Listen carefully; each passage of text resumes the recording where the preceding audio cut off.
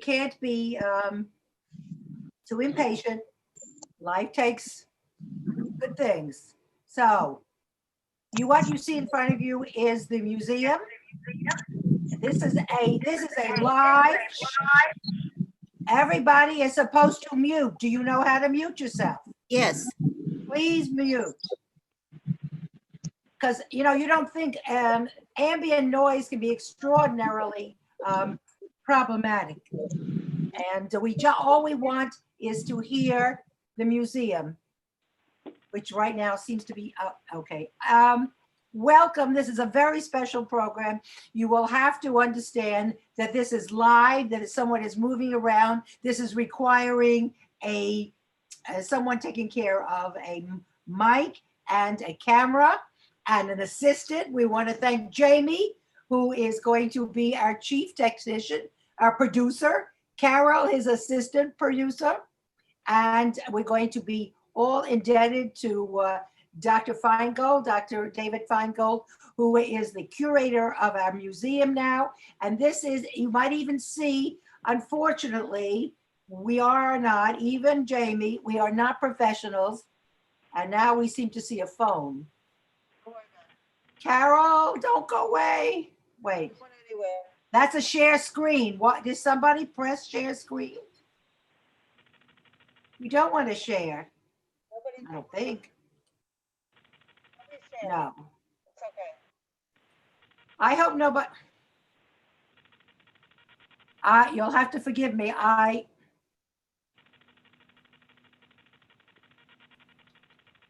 Can you hear me? We have a share screen. I don't know. Is somebody press share screen?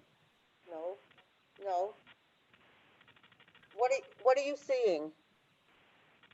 It says preview, mailbox, Google Chrome, share computer sound, optimize. Hit Huh? cancel. Hit Wait, let me- cancel.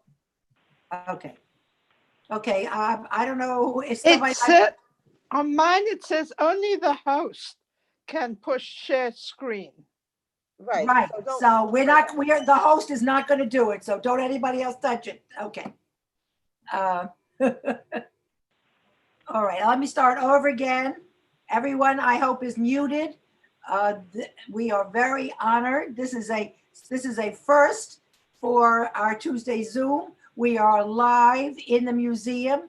Our curator, David Feingold, Dr. Feingold, is going to be giving us an overview of the museum. It's part of a two-part visit. This is the one with the overview, a sort of a roundup of the entire museum. And then on the second one, he's going to pick out specific items, especially those which were donated by members who we're hoping are going to be watching to reunite with their wonderful donations. There are still plenty of things to donate. And I have mentioned, I want to mention one more time that I'm hoping that everybody will make a contribution to the purchases. We will get it. It will next week be shown to us close up. But the Sisterhood and the book, extended book group are going to have donated a beautiful, and I think an unusual, from Bohemia, a paroquet bell, which has a hook, and it's in the shape of a pear, and it's a bell, and when the curtains are open, it will tinkle. Well, I don't know if we will have to ask Dr. Feingold if it ever could be used just for once for us. So if not, we'll just have to imagine what it sounds like. So I am now in charge of anybody entering. If anyone has a hard time, it's my fault but I'm going to let you in if I can. All right, so I am in no part responsible or able to make any changes. So please, we're going to keep our fingers crossed. And this is our first outing into a live program where, and when by live, I mean that it's Dr. Feingold will be in the museum and he will be giving you a tour with sound and video. So we're keeping our fingers crossed because this is a first, but you will have to, I know you're going to appreciate the effort and the possibilities that this is allowing us. We are growing together. We have a silver lining. We can Zoom together. We can see each other. And now we can see something very special. And I see Dr. Feingold in the entrance to the museum. And I see Jamie in the back. So luckily, we are going to ask them to take it away. I am just going to make one request that if you have not gotten the book Henna House, please, not now, but send me an email that you haven't gotten it.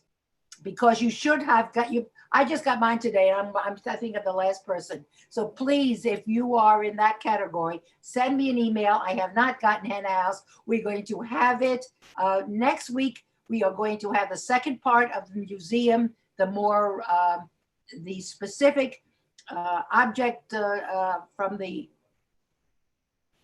shown from the museum. This week is an overview. After that, which will be the next week in November, we are going to discuss Henna House. And I'm going to have some prizes there. And we might even talk about henna. We'll have a, maybe if everybody picks it up, we'll have a shared henna session. So please, I am now out of control. Carol is going to talk to the production company to bring us into the museum. Okay? Please, yes, here we are. Welcome to the Temple Israel of Great Neck Museum. My name Yes. is David Feingold, Turn off your. and I am one of the curators. Muted. Turn off your audio. I would like to Is that give noise? you a little. Hang on one second. Okay. I would like to give you a little history of the museum and highlight some of the pieces that we have. The museum was founded in 1964 at the urging of Rabbi Waxman. He felt an important congregation should have an important museum. At first, we had no objects, and we had to borrow items from the Jewish Museum in New York to display. Slowly, the collection has been built up over the years, and today we have approximately 170 pieces. The pieces have been selected for their significance, for their authenticity, and for their aesthetic value. Now I'd like to highlight some of the pieces that we have. Actually, just carry this.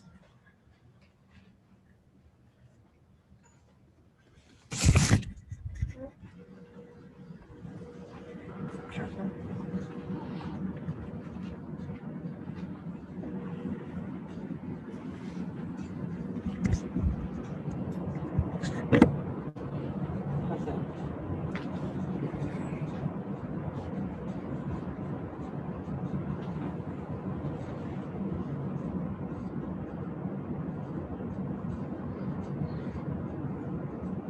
In the front case right now, I'd like to point out three objects.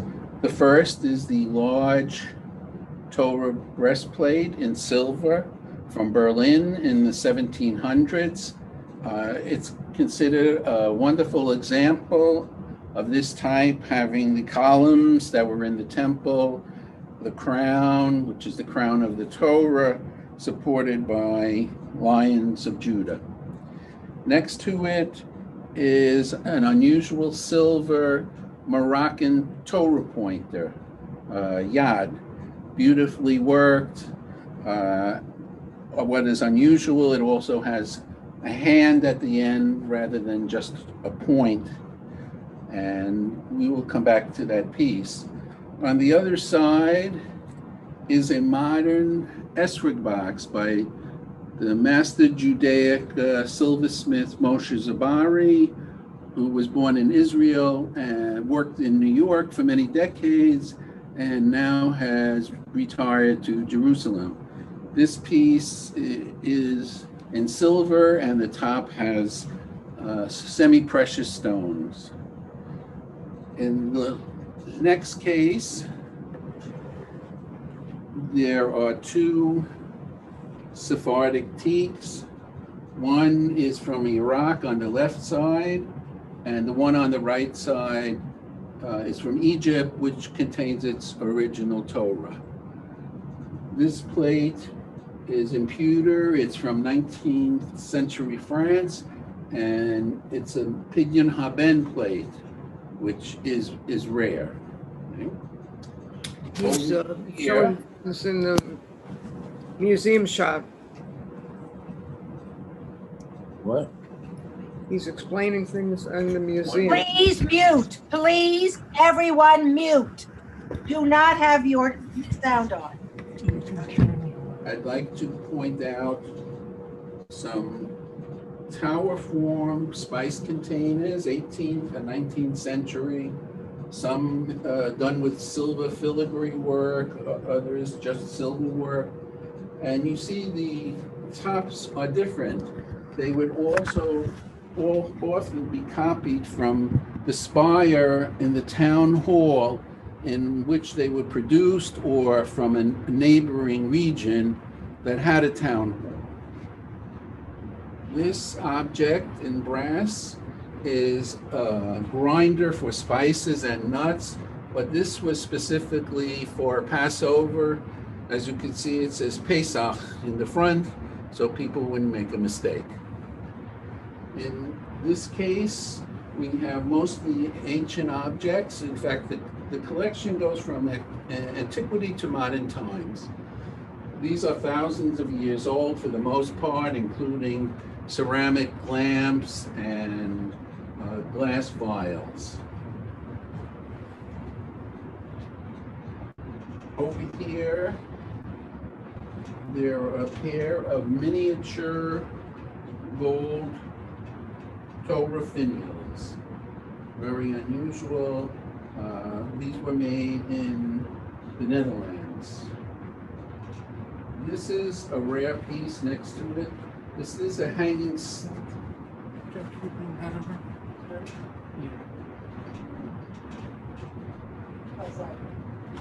I just bring it all over. One moment.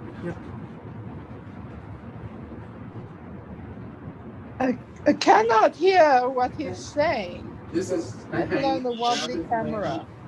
from the Netherlands, but it's in silver. Most people just could afford a brass hanging lamp for the Sabbath, but some people were fortunate. They were able to have one made up in silver. One moment, David. Over here, Wait.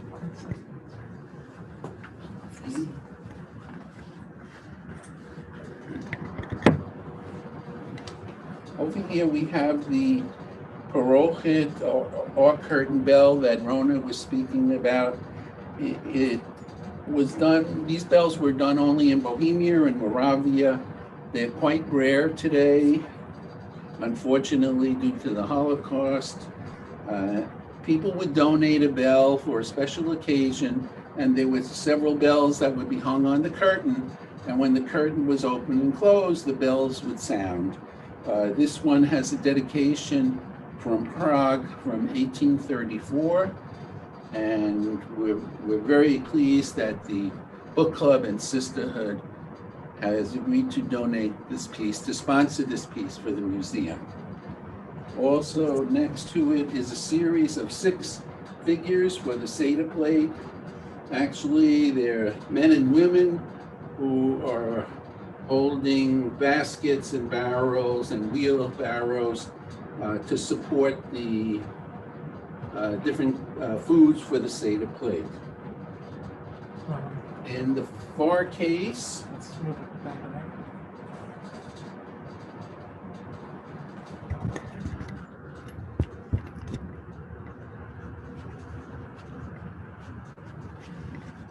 round it up,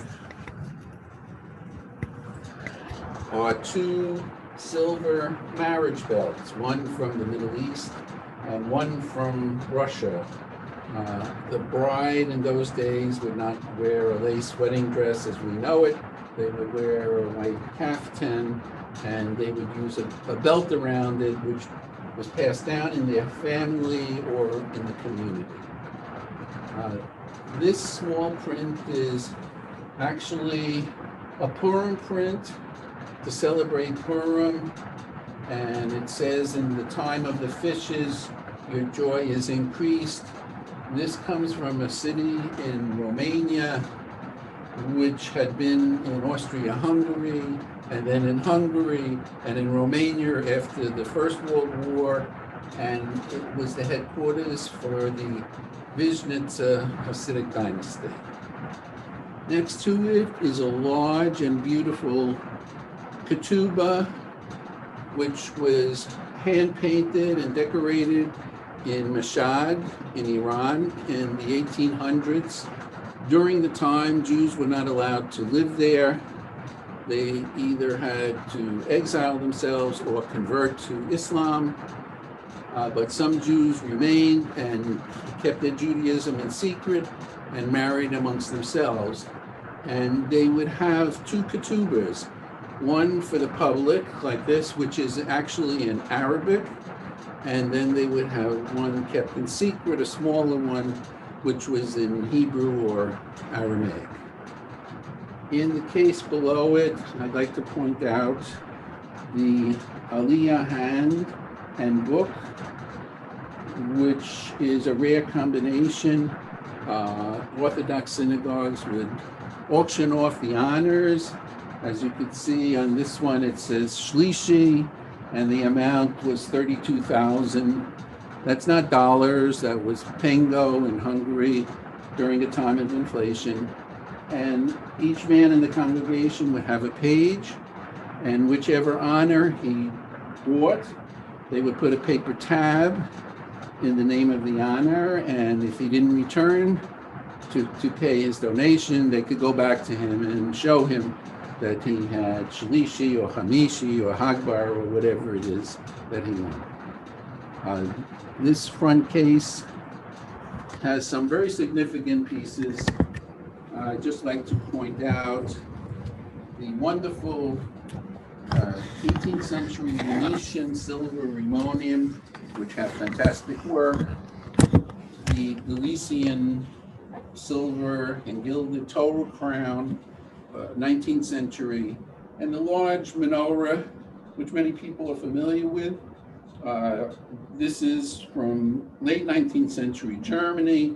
It's all silver, hand worked, and this was found by Rabbi Waxman in one of his trips to Israel. The next case has some coins from the Lodz ghetto, okay, and also some coins from the Bar Kokhba revolt. So it actually occurs. I'd just like to finish up by pointing out two pieces that are available for dedication. The way the museum has always worked, we buy what we need for the collection, and we depend on the generosity of members to pay and dedicate the piece. One of them is this large wooden mezuzah from Hungary, which has a Hebrew inscription down the whole length of it. And the unusual part is it's carved in the round. It's not just flat. It's much more difficult to carve letters, especially Hebrew letters, in a rounded form. And the other piece that's available is the Moroccan yad that we started off with. Has beautiful work, a really beautiful and rare piece of that beauty. And that's available for dedication also. Now I'd like to take any questions. If anyone has questions. Unmute yourself if you're going to speak. Judy, are you Anybody want have to speak? questions? Judith, All right. No, I was just Oh, okay. I in just, the gallery, sorry. oh, no, I just everybody, just want everybody to mute unless they want to speak. Okay. Could I? I had a question. I'm sorry. Okay. Oh, I had a Okay. question. Thank you. Hi, thank you very much. It's very interesting. My name is Beth Kobliner, and my parents were Harold and Shirley Kobliner. And when each of us when my children were born and my brother's children were born, they donated a piece for each grandchild.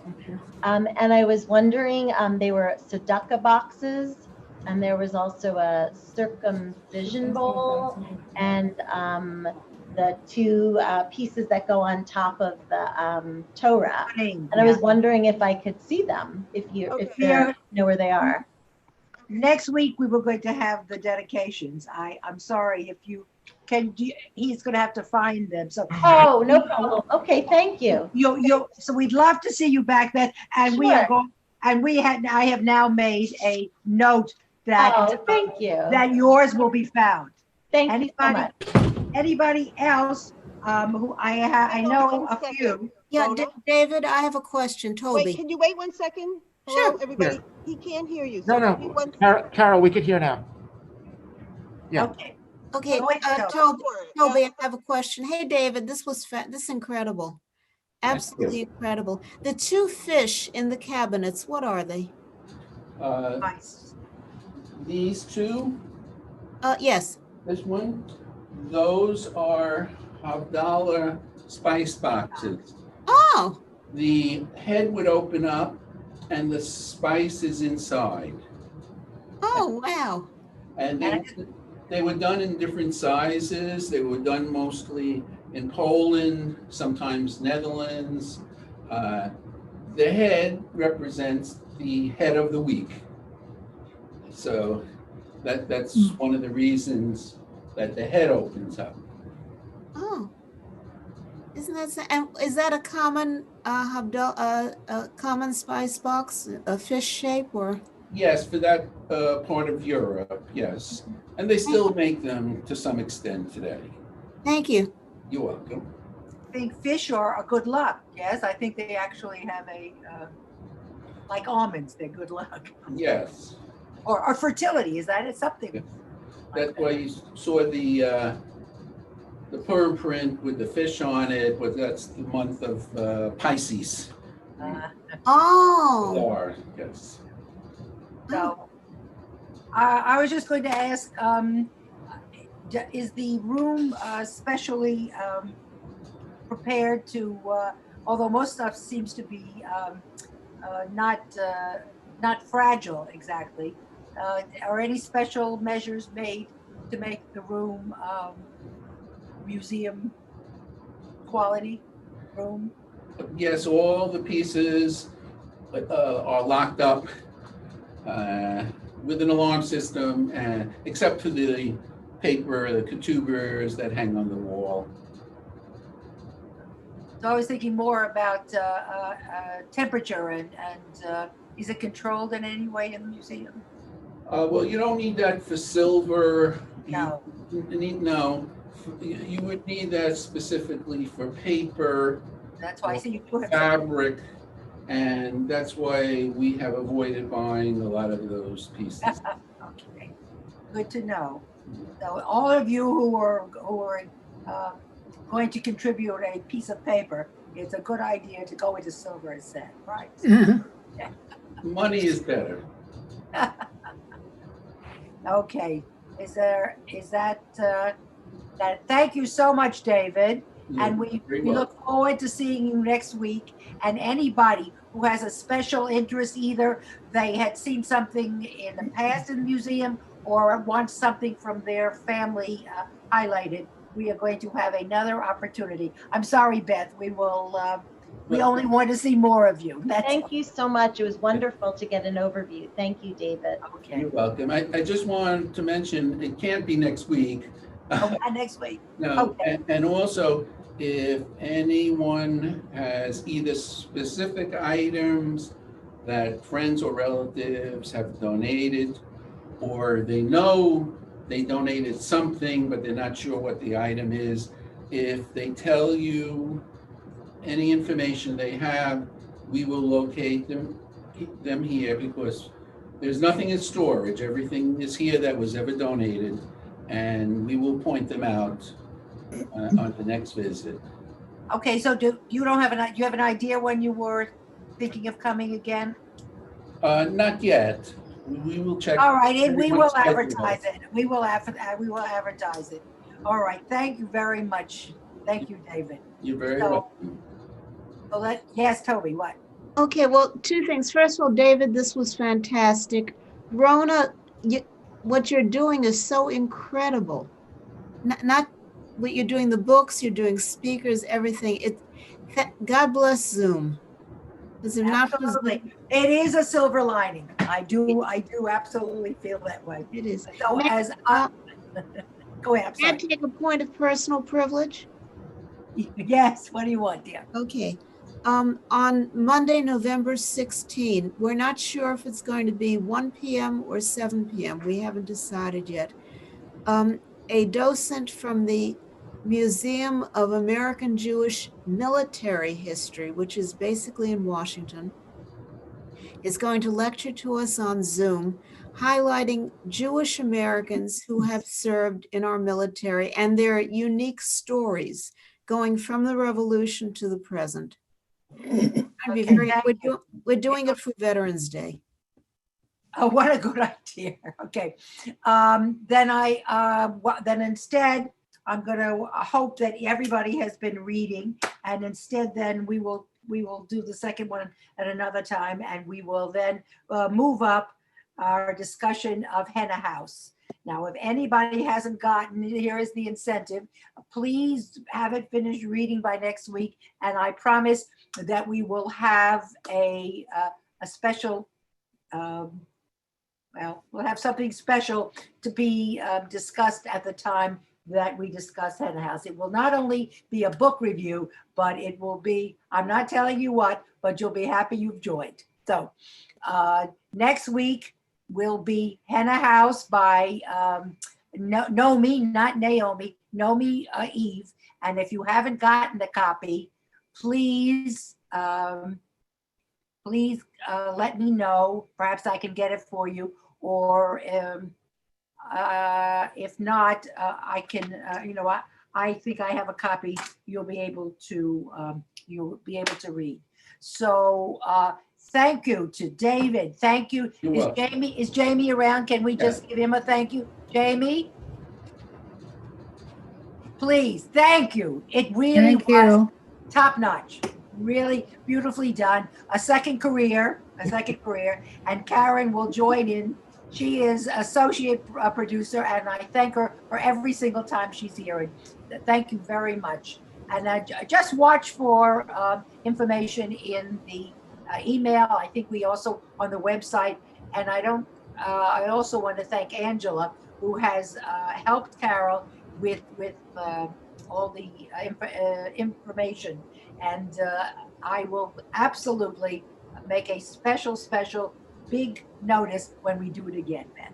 Okay, So we're meeting next week, even though it's election day. absolutely. Well, you're going to Okay. spend the whole day. All right, let's take a survey. But who is going to be standing in line on November 3rd? Nobody. Who's already done? You are. Thank you, Iris. For Already voted. you are, now I'm going to ask, how many people have already voted? Yeah, I went yesterday to Roslyn and the line too. moved very quickly. Yes. Okay, thank you. Does anybody else have? Yes, I know that I spoke to Barbara Mays, who said the same thing. So evidently, Roslyn is a good It's a good good location. idea. Does anybody else plan to go anywhere else? Has anyone been to Great Neck to vote? Yeah, there is no place. You can't. We have no place. No. No, Will no we- early voting in Great Neck. Oh, so then you think Roslyn is closest? There's Floral Park. I've never had to wait online to vote at Baker School all these years, so I don't see that this would be much of a problem either, if so many people are voting ahead of time. Yeah, I think I this, think you're you know, right. I wasn't going to take the Election chance. day will be a good day to vote. All right, please, if you haven't, please vote. That is the word for the day. And I also want to mention, I saw it, I wanted to end on a up thought. However, this is the second anniversary of Pittsburgh. And I think a minute to say that anti-Semitism and problems haven't, may have seen somewhat in the background, but we have our own, yes, we have our own memories to adhere to. So have a good week, everybody, and You too. and Thank you. and only good things. But do come back. I promise you, you'll enjoy next week. Okay. So long. Thank you. Rona, you did good. Thank you, Rona. Thank Thank you. you. Rona. Thank you. So Have a good long. week. Bye. Bye. Bye-bye. Bye. How did I do that? Hi, Rona. Yeah, I Okay, can't leave. I just love you all. every meeting starts like this. Okay. Okay, every meeting. Who's still there? So Shula, nice to see you. I think we're finished. Talk on the phone. Okay, bye. Bye, everybody. Bye, thank you very much. Bye, Laura. Bye, everybody.